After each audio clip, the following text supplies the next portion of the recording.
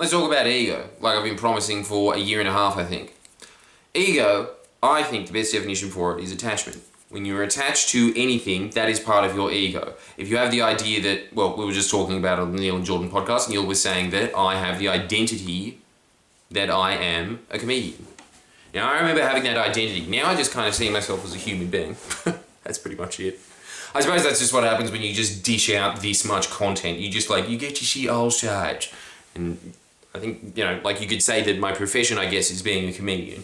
But really, I mean, okay, I have some skills of making people laugh. And even if I'm the best at it, no, Christ no. And that's the other thing as well. I think that once you start getting this attachment to it, you just have to kind of lie to yourself and just be like, there's no room for me to grow. I'm awesome as it is. I don't know, it just starts caving into delusion. As soon as you're attached to something, you start getting deluded about it as it festers more and more in your mind. Either you start getting more paranoid that it's fleeting and going away from you, or you go into this delusion of, I'm awesome. In fact, I'm the most awesome person alive. No, history. Best person in history. I'm more important than the universe. That's what I think starts happening. Anyway, so we're talking about that ego is the result of whatever you're attached to, whatever identity you put for yourself, which is another reason why I hate people using the phrase left, right, fashion. I mean, you can see it every time, just idiots just being like, I'm a Marxist. No, you're not. You know why? Because your name's not fucking Marx. Maybe he was a Marxist, and even then, who's Marx, man? I think that every time you hear those words of somebody identifying themselves in it's so two-dimensional. Just any way that you identify yourself. I'm a comedian. I identify as a man. I am a conservative. Any of those labels that you put on yourself, instantly you've constricted yourself into this perceived role that is in your head, right? That's the other thing that's really scary about it, is that everybody on earth has a different concept of what a man is. Everyone has a different concept in their mind of what a conservative is. So you are just putting out this thing of I am this character that you have in your head. And the character that I have in my head is awesome because it's me. Well, you think it's you, but you're just attached to it. That's the whole Buddhist philosophy of it anyway. It's just that you think you're these things. And just because you think them, I guess you are, but it's all imaginary. It's all an illusion. What is factual about you? Are you a human being? Maybe, but just like how they discovered recently that there's no such thing as a fish, they're too genetically different. You could probably even argue, what is the person? Just because we can breed with each other or whatever, mules and donkeys could do that. There's too many things that are just too unique and distinct that you could even get to that point. So even when I'm just saying I'm a person, so there's an attachment there. This is where you get into the Wayne Dyer territory of just what is anything, really? I suppose the best way to say it is that I am a bunch of microscopic organisms that for now are working together until they decide to die. So we were discussing all of that, all the different concepts of what an ego is, but that's the real rub down of it. Whatever you're attached to, that's your ego. What you start realizing once you have that definition clear in your mind is that most people are walking around with that dreamscape running in their head. So when they're interacting with other people, they kind of just mollycoddle that person into that reality that they have determined for themselves.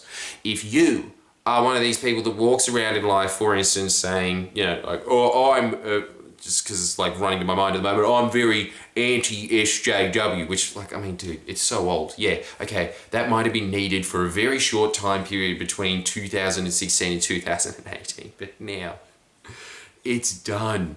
Everybody just went, no, this is lame, and then they just moved on with their life, But those people, right?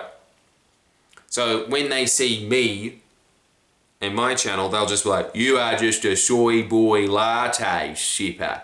Then people that identify themselves as just a her, they, or whatever, when they come onto my channel, the first thing that they think is, he is alt-right. The irony of that being is that, occasionally I make a video about identity politics, basically to just talk about how stupid it is for these reasons, because it's just extremely narcissistic. It's just I am not a cuck. Cucked? It's just, I am very special because of my 7 genders. It's just so ingratingly self-serving. But, so I'm doing all of that. you know, the vast majority of my political content has absolutely nothing to do with identity politics, but because people identify themselves as that, they see the world through that narrow prism that they didn't even come up with themselves. It was just implanted in their head of just like, this is how you be special. And they went, okay, because they're uncritical thinking idiots, basically. Yes, so, anyway, if you go back, this is the point that Neil was making, and I've been thinking about it ever since. He's dead right. If you go back to one of those people that's just like, you're a soy boy latte sipper, and you just go back with the way, because you're doing exactly the same thing they are. You might just be a little more intelligent than what they are because they're just using really stupid, of the time, and now dated fad identities that are just like, you know, generic and commercially available. Just like, there you go. So you might have like a more defined, unique, nice blend ego that you've created for yourself, I suppose.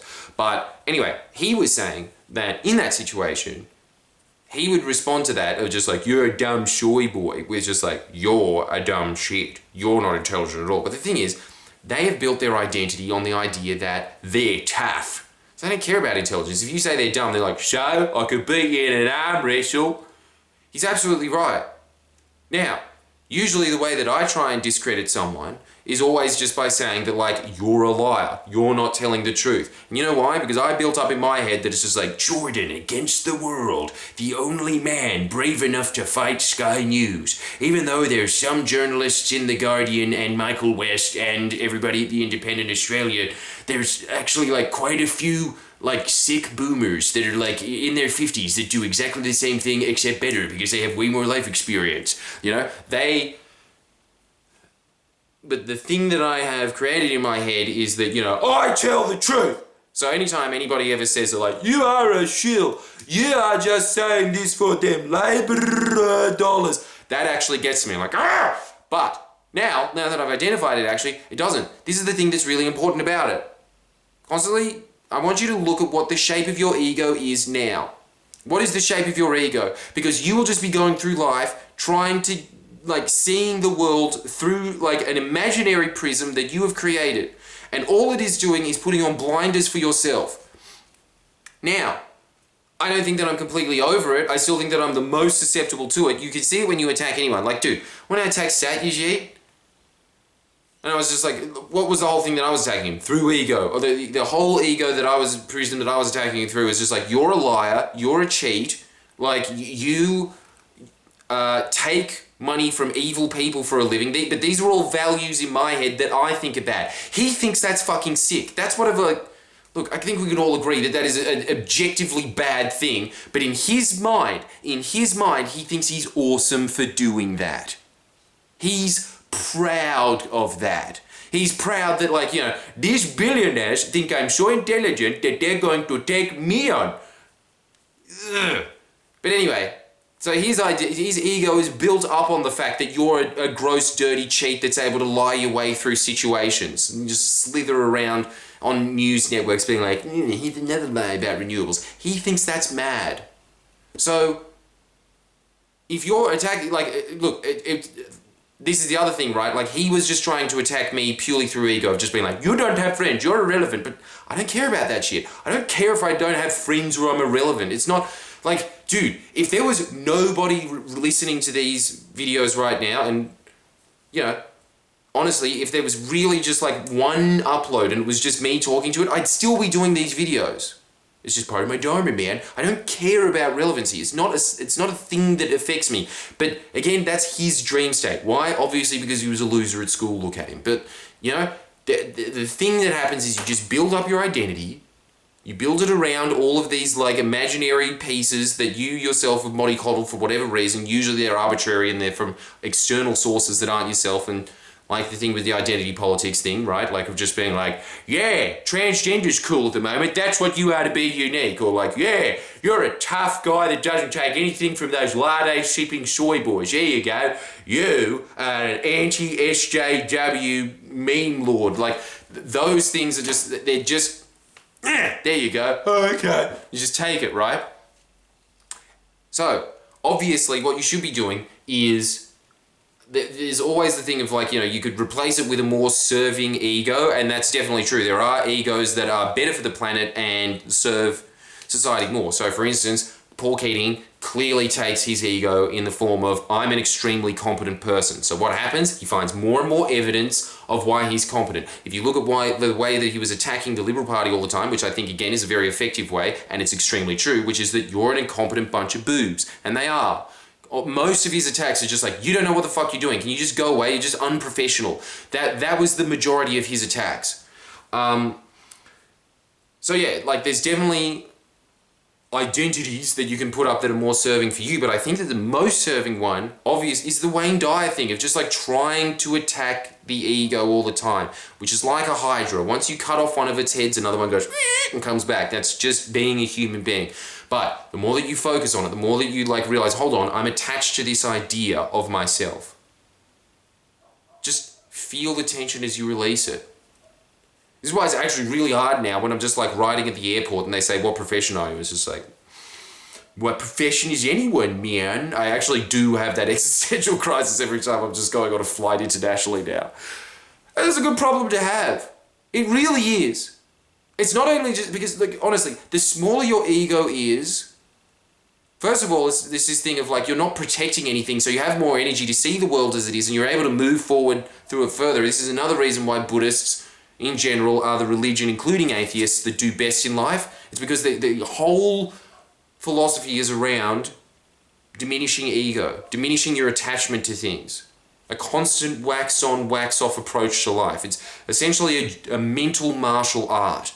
So I think that is the reason that you should be doing that, is just sitting there, and I just want you to write this down now. This is just as a starting point. What currently is the shape of my ego? The best way to describe it is, what gets you most triggered? When you get really triggered and you just irrationally respond with a, fuck you, fucking die. That's when you know that your ego's been attacked. What is it for you? For me, it's that. It's just like, you're dishonest. You are a liar. When people say that I'm an idiot, sort of hurts, I guess, a bit. You know, you're not talented, you're not funny, like, you know, like, I guess it's just like, what?